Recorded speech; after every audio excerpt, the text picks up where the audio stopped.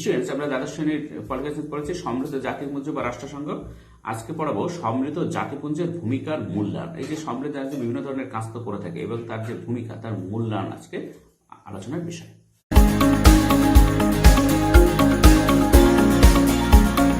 চলো পড়ানো যাক। দেখো, অনেক উচ্চাসে নিয়ে 1945 সালে সমৃদ্ধ জাতিপুঞ্জ প্রতিষ্ঠিত হয়েছিল, কিন্তু 67 বছরের বেশি অতিক্রান্ত হওয়ার পর আমরা যখন সমৃদ্ধ জাতিপুঞ্জের ভূমিকার মূল্যায়ন করার কাজে আত্মনিয়োগ করি, তখন আন্তর্জাতিক প্রতিষ্ঠানটির সাফল্য অপেক্ষা ব্যর্থতায় অধিক পরিমাণে চোখে পড়ে।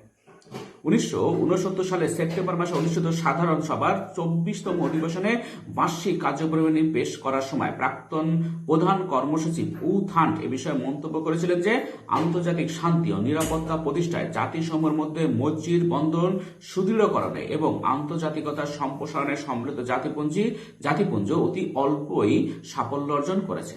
সমৃদ্ধ জাতিপুঞ্জের ব্যর্থতা ও সাফল্যকে নিম্নলিখিত কয়েকটি ভাগে ভাগ করে আলোচনা যেতে পারে। একটা হচ্ছে বিশ্ব শান্তি রক্ষায় সাফল্য ব্যর্থতা। দেখো, বিশ্ব শান্তি ও নিরাপত্তা রক্ষার ক্ষেত্রে সমৃদ্ধ জাতিপুঞ্জের ভূমিকা বিশেষ উল্লেখযোগ্য। 1949 সালে ইন্দোনেশিয়া ও প্যালেস্টাইনে, 1956 সালে ইজিপ্টে, 1960 সালে কঙ্গোতে এবং 1965 সালে ভারত পাক সংঘর্ষের যুদ্ধের পরিব্যাপ্তি রোধে জাতিপুঞ্জের ভূমিকা প্রশংসার দাবি রাখে। তাছাড়া বলকান সমস্যা, কাশ্মীর সমস্যা, প্যালেস্টাইন সমস্যা, ইয়েমেন সমস্যা প্রভৃতিতে যুদ্ধবিরতির রেখা ট্রু লাইন পরিদর্শনের জন্য পর্যবেক্ষক প্রেরণ কিংবা আরব ইসরায়েল যুদ্ধে ও কঙ্গোতে সংঘর্ষরত পক্ষগুলিকে সংযত করার জন্য জাতিপুঞ্জের সৈন্যবাহিনী মোতায়েন প্রভৃতি হল শান্তি রক্ষার ক্ষেত্রে নিরাপত্তা পরিষদের ইতিবাচক পদক্ষেপের উদাহরণ। আবার আক্রমণকারী রাষ্ট্রের বিরুদ্ধে নিরাপত্তা পরিষদ কর্তৃক প্রত্যক্ষ সামরিক ব্যবস্থা গ্রহণের প্রকৃষ্ট প্রমাণ হল 1950 সালে উত্তর কোরিয়ার বিরুদ্ধে সমৃদ্ধ জাতিপুঞ্জের সৈন্যবাহিনী এবং 1991 সালে ইরাকের বিরুদ্ধে বহুজাতিক বাহিনী কর্তৃক অনুষ্ঠিত যুদ্ধ।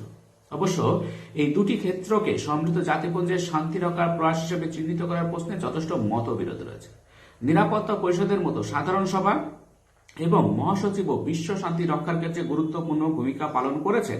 উদাহরণ হিসেবে 1957 সালে প্যালেস্টাইন সমস্যা সমাধানের জন্য সাধারণ সভা কর্তৃক বিশেষ কমিটির নিয়োগ কিংবা সুয়েজ ও সিনাই অঞ্চলের শান্তি স্থাপনের জন্য জাতিপুঞ্জের জরুরিকালীন সৈন্যবাহিনী মোতায়েন, অথবা সুয়েজ সমস্যার সমাধানের জন্য ব্রিটেন, ফ্রান্স ও ইসরায়েলের কাছে সৈন্য অপসারণের জন্য আবেদন জানানোর কথা উল্লেখ করা যায়। অনুরূপভাবে সুয়েজ সমস্যার সমাধানে মহাসচিব হ্যামার শিল্ডের, কঙ্গো সমস্যার সমাধানের কাছে উ থান্টের এবং ইরাক যুদ্ধ বন্ধের ব্যাপারে কুয়েলারের ইতিবাচক উদ্যোগ যথেষ্ট প্রশংসনীয়।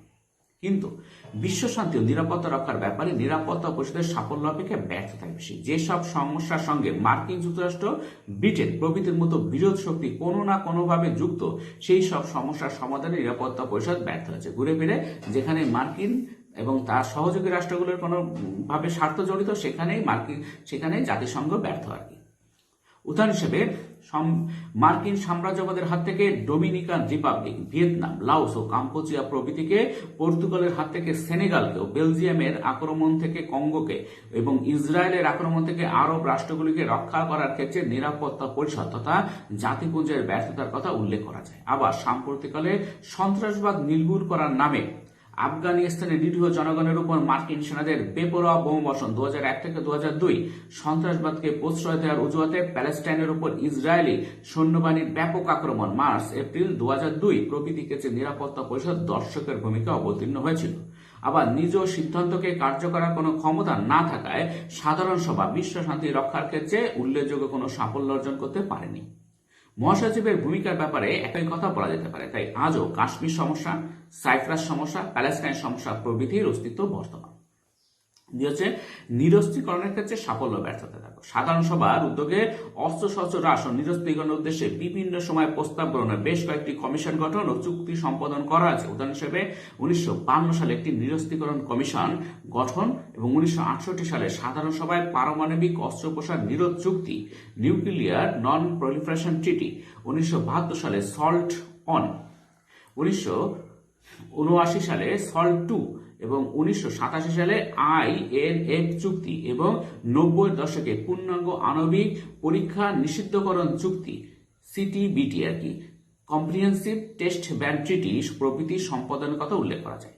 তাছাড়া আণবিক অস্ত্রশস্ত্রের প্রসার রোধ, আণবিক অস্ত্র পরীক্ষার নিষিদ্ধকরণ, আণবিক শক্তিহীন রাষ্ট্রগুলিকে যথাযথ নিরাপত্তা প্রদান প্রভৃতি বিষয়ে সাধারণ সভা 1976 এবং 1977 সালে যথাক্রমে 21টি এবং 24টি প্রস্তাব গ্রহণ করেছিল। কিন্তু বৃহৎ শক্তিধর রাষ্ট্রগুলির মধ্যে মতবিরোধ, নয়া সাম্রাজ্যবাদী রাষ্ট্রগুলির বিশেষত মার্কিন যুক্তরাষ্ট্রের বিশ্ব বাজার দখলের সীমাহীন লালসা, 80-র দশকে মার্কিন যুক্তরাষ্ট্র কর্তৃক নক্ষত্র যুদ্ধ স্টার ওয়ার এর ব্যাপক কর্মসূচি গ্রহণ, প্রতিটি রাষ্ট্রের সামরিক খাতে ব্যয় বৃদ্ধি প্রভৃতি সমৃদ্ধ জাতিপুঞ্জের অস্ত্রশস্ত্র হ্রাস ও নিরস্ত্রীকরণের সব প্রয়াসকে ব্যর্থ করে দিয়েছে। সর্বোপরি 1991 সালের মধ্যে পূর্বতন সোভিয়েত ইউনিয়ন সহ পূর্ব ইউরোপের দেশগুলিতে সমাজতন্ত্রের বিপর্যয় ঘটার পর মার্কিন যুক্তরাষ্ট্র অখণ্ড বিশ্বের তত্ত্ব প্রচার করে সমগ্র বিশ্ব সমৃদ্ধ জাতিপুঞ্জের উপর নিজের প্রাধান্য প্রতিপত্তি বিস্তারে সক্ষম হচ্ছে। এমত অবস্থায় নিরাপত্তা পরিষদ সাধারণ সভা তথা সমৃদ্ধ জাতিপুঞ্জ কার্যত নীরব দর্শকের ভূমিকা পালন করে চলেছে।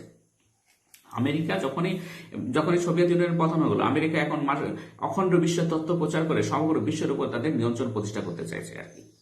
3 হচ্ছে মানবাধিকার প্রতিষ্ঠার ক্ষেত্রে সাফল্য ও ব্যর্থতা। মানবাধিকার প্রতিষ্ঠার ক্ষেত্রে সমৃদ্ধ জাতিপুঞ্জের ব্যর্থতা অতি সহজেই চোখে পড়ে। দক্ষিণ আফ্রিকা ও দক্ষিণ রোডেশিয়ার পূর্বতন বর্ণবিদেশী সংখ্যালঘু শ্বেতাঙ্গ সরকারগুলি মার্কিন যুক্তরাষ্ট্রের মদতে মানবাধিকারের মৌলিক নীতিসমূহকে পদদলিত করে সেখানকার সংখ্যাগরিষ্ঠ কৃষ্ণকায় জনগণের উপর অমানসিক অত্যাচার ও নির্মম শোষণ চালিয়েছিল। কিন্তু জাতিপুঞ্জ কেবল নিন্দা প্রস্তাব গ্রহণ করা ছাড়া কোনো কার্যকর ব্যবস্থা গ্রহণ করতে সক্ষম হয়নি। এমনকি 1992 সালে মে মাসে খোদ মার্কিন যুক্তরাষ্ট্রের লস অ্যাঞ্জেলেসে যে বিভৎস জাতি দাঙ্গা সংঘটিত হয় তাতে কৃষ্ণাঙ্গদের পশুর মতো নিষ্ঠুরভাবে হত্যা করা হয়েছে। তা সত্ত্বেও বলা যেতে পারে সমৃদ্ধ জাতিপুঞ্জের মানবাধিকার কমিশন কর্তৃক রচিত এবং 1948 সালের 10 ডিসেম্বর সাধারণ সভা কর্তৃক গৃহীত মানবাধিকার সংক্রান্ত বিশ্ব ঘোষণাপত্র universal declaration of human rights মানবাধিকার প্রতিষ্ঠার ক্ষেত্রে সমৃদ্ধ জাতিপুঞ্জের একটি উল্লেখযোগ্য পদক্ষেপ। মানবাধিকার কমিশন কর্তৃক রচিত 1 পৌর ও রাজনৈতিক অধিকার সংক্রান্ত আন্তর্জাতিক অঙ্গীকারপত্র, 2 অর্থনৈতিক, সামাজিক ও সাংস্কৃতিক অধিকার সংক্রান্ত আন্তর্জাতিক অঙ্গীকারপত্র 1966 সালের 16 ডিসেম্বর সাধারণ সভা কর্তৃক গৃহীত হয়। কিন্তু 1976 সালে প্রথমোক্ত অঙ্গীকারপত্রটিকে কার্যকর করা হলেও শেষোক্তি আদৌগতই কার্যকর হয়নি। এরূপ না হওয়ার কারণ হিসেবে মার্কিন যুক্তরাষ্ট্র সহ পুঁজিবাদী রাষ্ট্রগুলির সদিচ্ছার অভাবকে চিহ্নিত করা যায়। তাছাড়া মানবাধিকার সমৃদ্ধ বিশ্ব ঘোষণাপত্রে যেসব অধিকার স্থান পেয়েছে সেগুলিকে কার্যকর করার ব্যাপারে কোন রকম বাধ্যবাধকতা না থাকায় কার্যক্ষেত্রে সেগুলো মূল্যায়ন হয়ে পড়েছে। 4 হচ্ছে অর্থনৈতিক ও সামাজিক ক্ষেত্রে সাফল্য ব্যর্থতা। অর্থনৈতিক ও সামাজিক পরিষদ তার বিশেষজ্ঞ সংস্থাগুলি অর্থনৈতিক ও সামাজিক সাংস্কৃতিক প্রভৃতির দিক থেকে রাষ্ট্রগুলির মধ্যে সহযোগিতার বন্ধন সুদৃঢ় করার জন্য প্রচেষ্টা চালিয়ে উল্লেখযোগ্য সাফল্য অর্জন করেছে।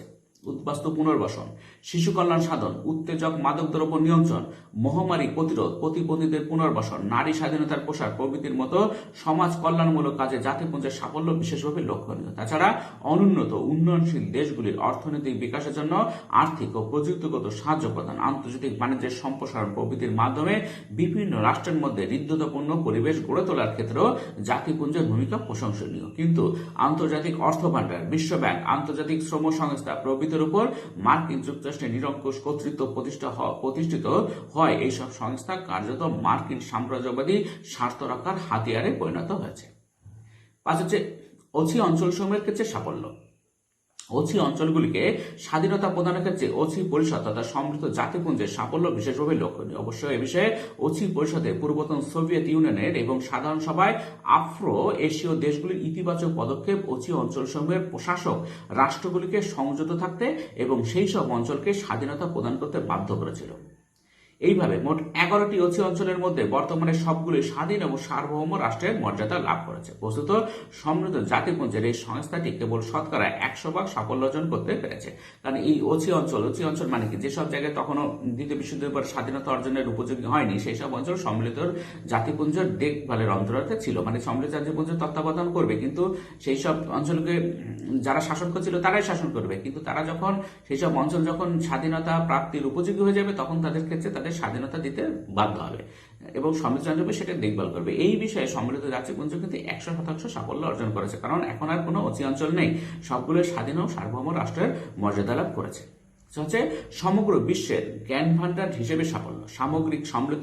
সামরিকভাবে সম্মিলিত জাতিপুঞ্জ, বিশেষভাবে মহাসচিবের দপ্তর আজ সমগ্র বিশ্বের অন্যতম প্রধান জ্ঞান ভান্ডারে পরিণত হচ্ছে। বিশ্বের বিভিন্ন বিষয়ে প্রামাণ্য তথ্য, দলিল, দস্তাবেজ, পরিসংখ্যান প্রভৃতি সংরক্ষণ ও সরবরাহের মাধ্যমে ওই সংস্থাটি বুদ্ধিজীবী মানুষের জ্ঞান পিপাসা নিবারণে অনবদ্য ভূমিকা পালন করে চলেছে। এক্ষেত্রে সম্মিলিত জাতিপুঞ্জ নিশ্চিতভাবে সাফল্য দাবি করতে পারে। এরপর হচ্ছে সম্মিলিত জাতিপুঞ্জের ভবিষ্যৎ দেখো, ফিউচার অব ইউএনও।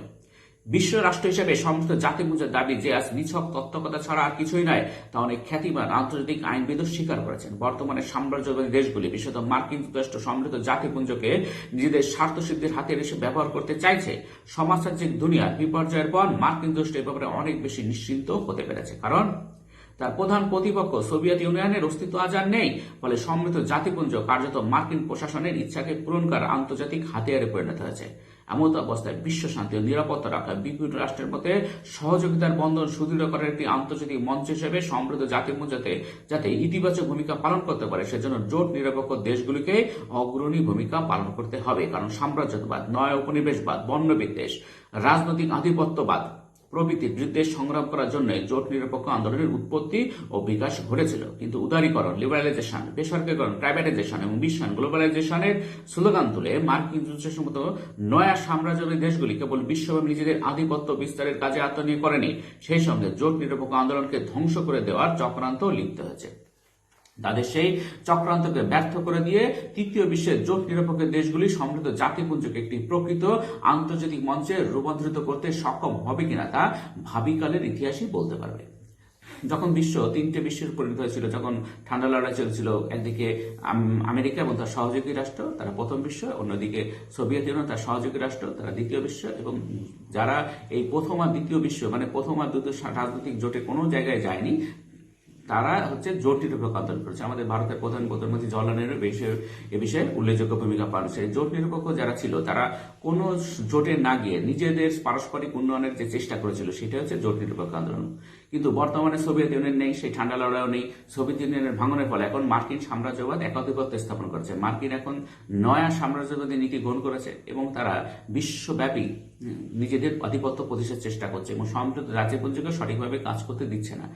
এইভাবে এখন যদি একমাত্র তৃতীয় বিশ্বের দেশগুলো মানে যারা জোট নিরপেক্ষ আন্দোলন করেছিল তারা যদি একত্রিত হয়ে এই জোট নিরপেক্ষ দেশগুলো সমৃদ্ধ জাতিপুঞ্জকে যদি একত্রিত হয়ে একটা প্রকৃত আন্তর্জাতিক মধ্যে রূপান্তর করার চেষ্টা করে, তাহলে সেটা সম্ভব হবে। তা না করলে সম্ভব হবে না, কারণ এই জোট নিরপেক্ষ আন্দোলনকে দমন করার জন্য মার্কিন যুক্তরাষ্ট্র কিন্তু সচেষ্ট। আজকে এই পর্যন্তই, পরের ভিডিও দেখা হবে। Thank you very much for watching.